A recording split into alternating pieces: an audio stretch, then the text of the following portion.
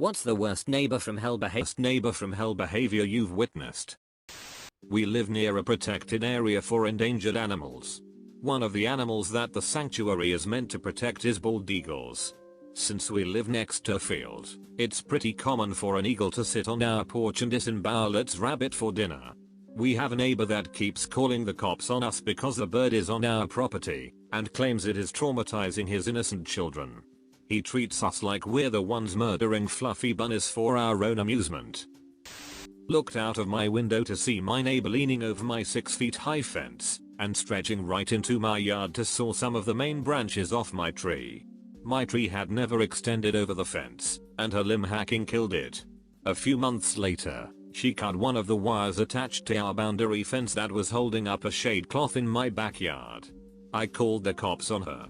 And a couple of weeks later, all the plants along our boundary fence mysteriously died and seriously damaged some of my trees. And I still have no idea what her problem is. Plant mulberry trees. Those things are unkillable and grow rapidly. And they attract birds who will eat the fruits and shit everywhere. Holy shit this. My grandmother's next door neighbor planted one when she was a newlywed. When I was a kid, the thing was so huge it hung over my grandmother's driveway, and the bird shits were so bad they would stain the paint jobs on cars that were parked anywhere nearby. City ordinance said she couldn't cut the branches down herself because the tree roots were on someone else's property. When she retired and got a huge bonus from her company, she purchased the lot on the other side of the neighbor and lined both sides of his yard with mulberry trees that she patiently groomed and bent so that they'd hang over his yard. He got really pissed off about it and cut off the branches of the trees. So she called the city and sued him for destruction of her property. He was forced to reimburse her for the trees. It was glorious. I guess not from hell, but still. The neighbor's ducking kids, man. It starts every spring. They only have one speech volume, which is scream. It sounds like children are being murdered on a daily basis. They jump all over my porch swing even though I have repeatedly asked the parents to tell them not to. They run up and down the stairs of my porch constantly. I am just waiting for one to get seriously hurt, and then it's my fault. I have a narrow driveway, and last summer the one got his bike wedged between my house and my car's passenger door. Scratched the shit out of it. Basically they just run wild and the parents either don't care or are too drunk to notice at times. I don't know when I turned into a crotchety old man at 30, but damn those kids. I live down the street from a heroin dealer. My house was constantly being robbed by his customers. I forgot to lock my car and they stole my GPS and all my loose change. I didn't lock my shed and they took my lawnmower and gas. I assume they filled their car up, but on the bright side, they returned the can to my shed after using it. If it wasn't locked up, they would steal it, which is why I don't have a bike anymore. Superstorm Sandy flooded my house with 2 feet of water. My front door wouldn't close because it had swelled from being immersed in water. My neighbors cleaned my house out. They took everything I own. They even went through my attic. They ripped my pipes out of the wall. They stole my oven, my sink, my furnace, my water heater, my refrigerator, my pavers, my car, my boat, my sports autograph collection with signatures from Willie Mays and Mickey Mantle, my guns, but as expected they never even touched my book collection. Back to what they took, my guitars, my video games, my TV, my sleeping bag, my computer, and my coin collection. Living next to a drug dealer isn't always bad. My cousin and his roommates had their house robbed. Turns out, they had been living across the street from an OG who goes by G Money. He was a decent neighbor, told them that if they didn't give him any trouble, he'd keep his customers away from them. After their house was robbed, word got out that they were friends of G Money, who happens to be doing time right now. Long story short, they paid $40 and got their 5 laptops back, along with a letter of apology. Edit, wow, this really blew up. To clarify, the $40 was a dead drop type of deal. All they took were the laptops. It still sucks to have your house broken into, but paying $40 to get 5 laptops is better than having to buy new ones. And the letter of apology was along the lines of, "Sorry, we didn't know you were friends of G Money." Neighbor behind my house would scream at her kids daily to the point our kids would be afraid to play in the backyard. By scream, I mean things such as, "You ducking little cunt. Get the duck out here." Verbatim quote, to a kid that looked like he was 8 or 9. My ex even tried to help out one day. One of her kids was up a 3-story tall tree of hers that hung over our fence and wouldn't climb down. I wonder why? And this banshee was screaming all sorts of bile at him to come down. My ex calmly says to the boy, "Please climb down, sweetie. You might fall," to try and convince him. The woman then turns on her. "What the duck do you think you're doing? Don't you ducking talk to my kids." I made the mistake of calling the cops on her once while she was abusing several people. She then came after me physically. Neighbor's kid used to always just walk right in the front door. Before I moved into the house, the original owner murdered the previous neighbor for always parking in his driveway. House is cursed to make annoying neighbors, I guess. Edit. I don't know why people keep saying American Horror Story. No. Edit. People keep asking why we didn't lock the door. My mom wasn't much of a mom, and we were 4 young boys who had better things to do than worry about that stuff. Nowadays I'm always locking my door. I work in the agricultural industry, and sometimes have to help sort out disputes between neighbors. I have always been shocked as to how 2 grown adults, or 2 families, will allow the situation to degrade to the point of violence. One time I was contacted because of a dam usage dispute. Basically, the 2 warring neighbors were unsure of the boundary between their 2 properties, and both wanted to use this one particular dam.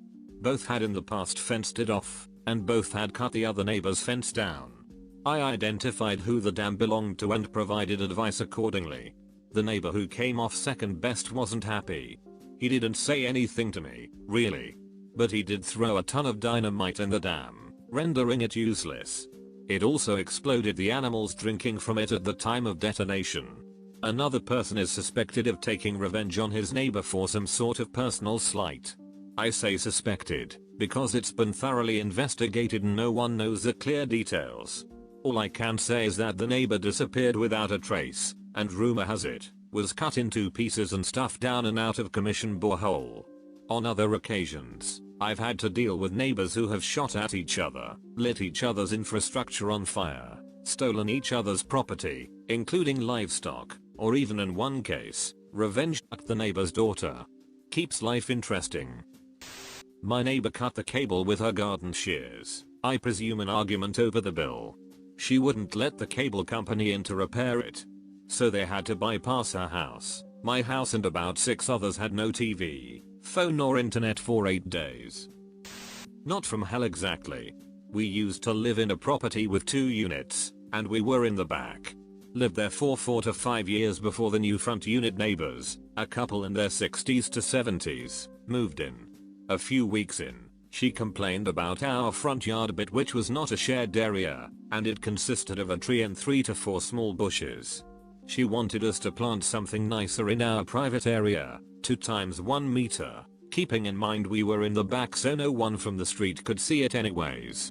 My mom told her she didn't have the time to do that, so she suggested we hire her gardener to take care of our area, and mom told her we didn't have that kind of money to spend. Next thing you know, she sends us her grandson, he would have been late 20s, to try and convince us to change our plants to what she wanted.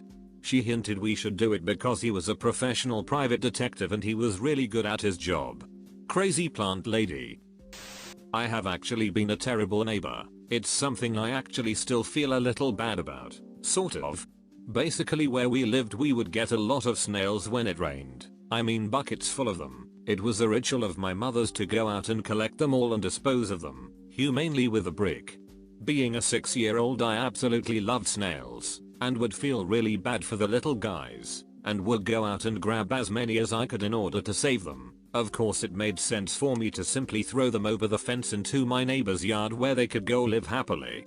It was only much later that I overheard a conversation between my neighbor and my mother in which she was saying all her roses had been almost destroyed by snails. The even worse part was apparently they belonged to her husband, the roses, who had passed away, so they held a lot of sentimental value.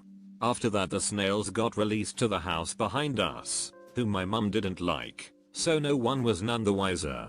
Sorry lady neighbor, I hope your roses grew back okay. My neighbor, crazy old bitch. 1 week after buying my house asked me to remove the pile of roofing shingles from the corner of my lot. She asked nice enough, however I informed her that I had her entire kitchen to install, a bathroom to put in, house was stripped when I bought it, and floors that needed redone. I only worked on the house maybe 3 to 4 hours a day after work. So the shingles weren't too high on my priority list, but I was obtaining a roll-off dumpster next week, and that I'd clean them up when I got the dumpster. Seriously, where would I put a house worth of used shingles without a dumpster? Somewhere else in my yard? About 3 days go by, and she comes over and orders me to remove the shingles from my property corner, still about 10 feet away from her property, because her dog is eating the shingles and getting sick. Her dog weighs literally 2 pounds and is named Little Bit. I said, well, while we're having this discussion of your dog eating shingles on my property, I can fix this for you. Keep your dog off of my lawn. For the safety of your dog, I have a 90-pound dog I am bringing when I move in, and I don't want your dog to get hurt. She called the police on me. I informed the officers of the dumpster coming in a few days. They asked me to hurry it up. I had to tell them that you can't hurry up a waste management company dropping off a roll-off at a residence, as contractors tend to get priority. So he was fine with it. That was enough of that. That isn't all of it. After 2 years of living here, she moved her firing most of the way onto my property. Still having the snowplow blade on my Cub Cadet. I pushed it back over into her yard. It was made out of neatly stacked bricks. It became a sloppy pile of bricks and ash when I was done pushing. She got hostile over that as well. Called the police. I called a surveyor friend of a friend over, and he came over right away with detailed information about my property.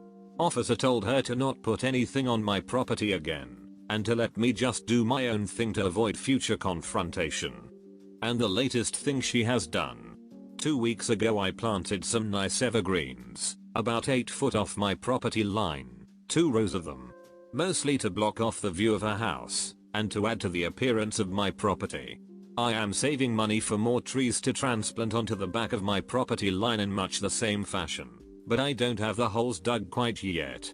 So just the 2 rows of trees on my property between me and my troubled neighbor. I come home from work on Thursday, and she had called a tree cutting business and said that the property was hers, and that her grandson had planted the trees without her permission while she was in the hospital, and she wanted them removed. They destroyed my yard and removed all 14 trees. I asked my buddy across the street what the duck happened, and he gave me the company name. I found said company. They apologized, and since the trees were small, they kept them, so they have given me back the trees. The owner of the company is coming out today to help me put them back in himself. Good company, probably suing the neighbor over this one. In our last apartment, we lived on the 2nd floor. A family on the 4th floor had this kid who was maybe 3 years old. Every morning between 6 and 8 they'd walk up the staircase after having been out, and most of the time the kid would start crying. Loudly. What was the solution of the parents? Leave the crying kid in the staircase on its own for 15 minutes. Our apartment doors carried sound through them very well, so it was basically like having a screaming 3-year-old in your hallway every morning. Let's just say it got on my nerves rather quickly. So what did I do? Nothing of course. I'm a Swede, lol. Many stories, but I will leave this bit of speech my genius neighbor spouted last weekend. Screaming this from her front porch to her adult son who just jumped in his Jeep. Put your seatbelt on, you been drinking.